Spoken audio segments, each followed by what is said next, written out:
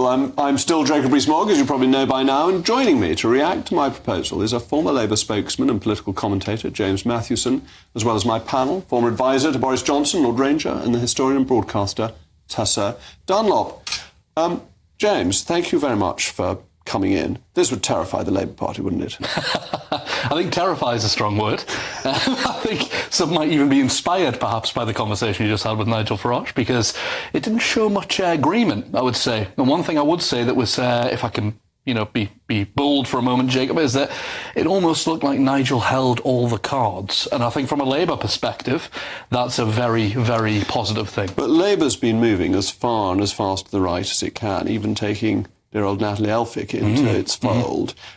If we actually took the ground where voters are and the popular policies that Reform and the Conservatives agree on, Labour would suddenly find it's a very different game. It would be a challenge, I think. You're absolutely right. And this is why the Natalie Elphicke situation's concerned many people, because I had a conversation with somebody today in Parliament who said that the smarter thing would have been to say behind the scenes, come on in, we'll have you. And then at the last minute say, no, the values, we don't agree. And that's the political games that should have been played, or that they hope should have been played, because so many people now have to defend Natalie Elphicke, and they're automatically aligned with her. And they're finding that quite difficult. But it's interesting because it's a reminder that all political parties are coalitions.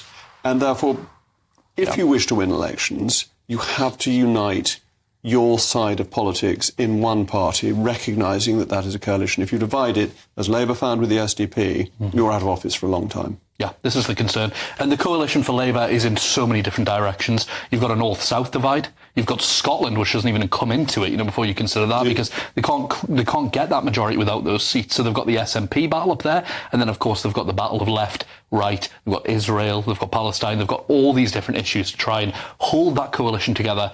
And, of course, they'll be very nervous about that at the moment. But I don't think, if I can be bold, that your proposal will frighten them any more than they're already frightened. Right, well, let me bring my panel in, but let's first of all see that the Prime Minister approved this suggestion a few months ago when he was talking to our very own Christopher Hope. I've noticed Nigel Farage is wandering around your conference, first time in decades. Would you have him back as a member of the Tory party? Now, the Tory party is a very broad church, right? I welcome lots of people who want to subscribe to our ideals, to our values, right? So, Rishi Sunak's happy with this, so we can have him in.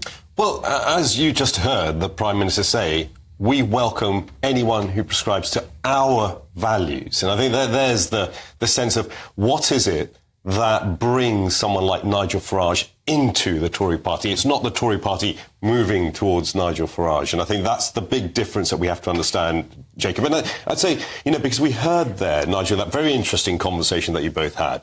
And within a couple of minutes, you were disagreeing. Because, look, no one can take away from Nigel Farage as being a very effective politician, a maverick. But we weren't disagreeing on values, were we? We were disagreeing on the track record of the Conservative government. Yes. And some of his criticisms are quite valid, that we did Brexit in spite of the Conservative officialdom, even though all our members were desperate for Brexit, or the vast majority of them. Yes, but the point of being in the party is you're a team player and you have to take the rough with the smooth, and the challenges that we face, but you are quite rightly putting back to him the immense reforms that have been made in welfare, the work that's been done on the economy, the high level of employment, all of the wins that the Conservative Party, the government has got.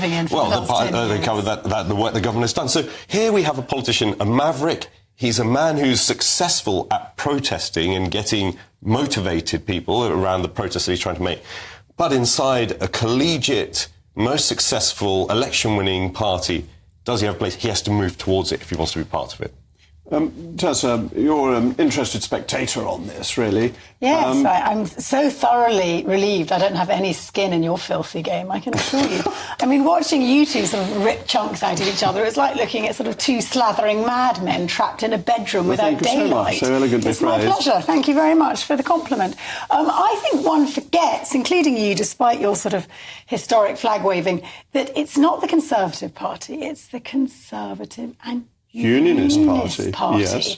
And the way you behave and the damage that was done on the Great British Union across in Ireland, north of the border in Scotland, with this sort of revolting English nationalism where you pandered to the lowest common denominator, treating anyone who didn't sort of go back to Anglo-Saxon England and once upon a time had an ancestor who pulled a plough as somebody worth no more than a bit place on a barge on its way to Rwanda, makes me feel profoundly depressed. There used to be a role in the Conservative Party for whence Are you talking about Brexit here? Because I'm I'm talking about the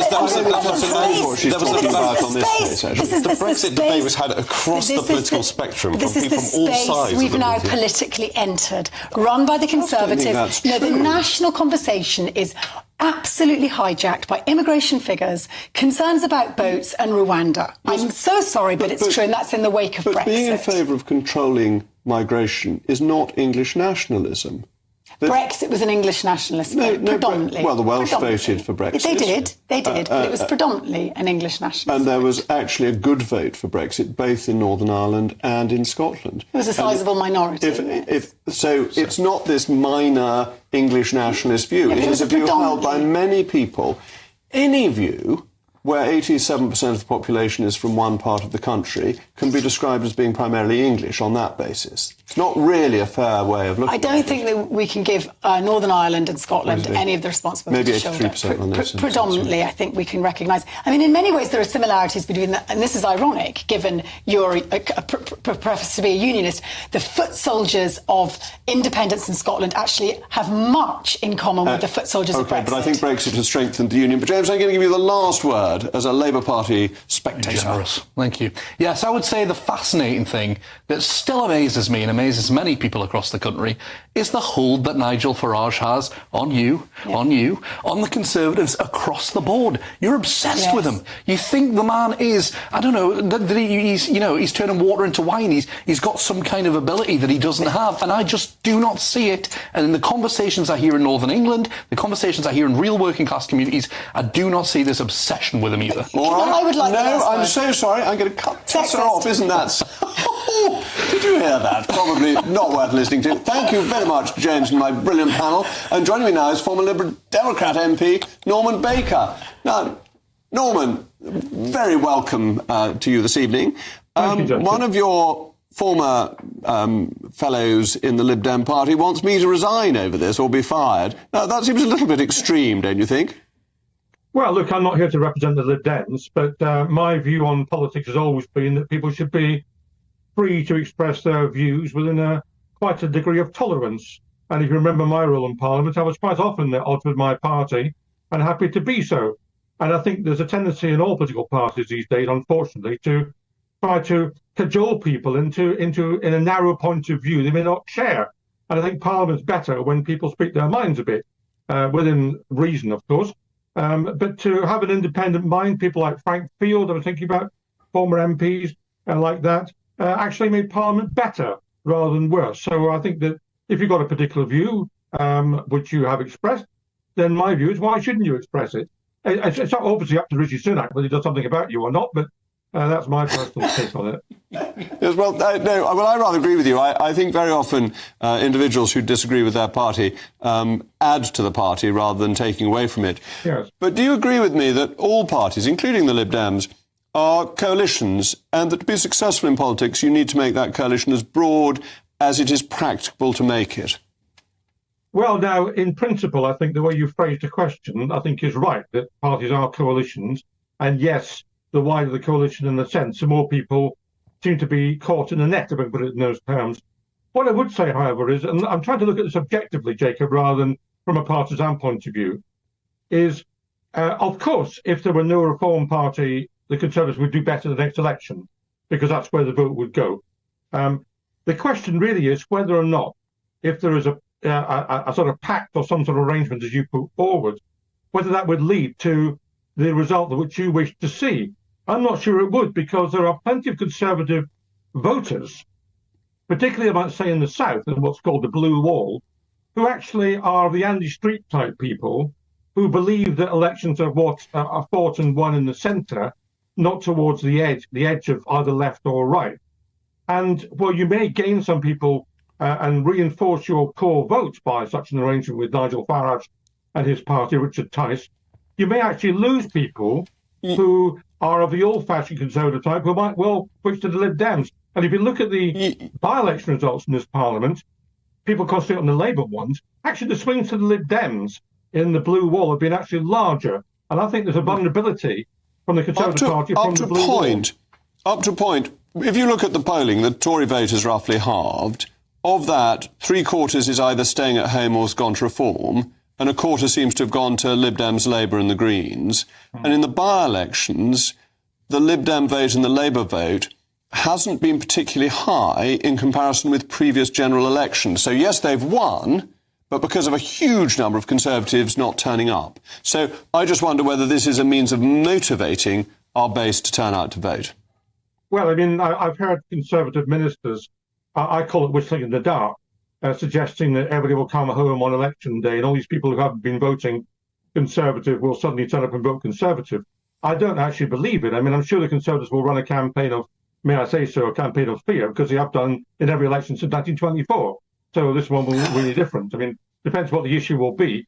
In my election in 2015, it was about Scottish nationalism and so on. I mean, there's always an issue where you frighten people into voting for Conservatives. But I think this time, and Nigel Farage started off with his contribution tonight with you, saying that there was, I don't wish to be rude, Jacob, but contempt for the Conservative Party as it presently is. And I think there's a degree of that.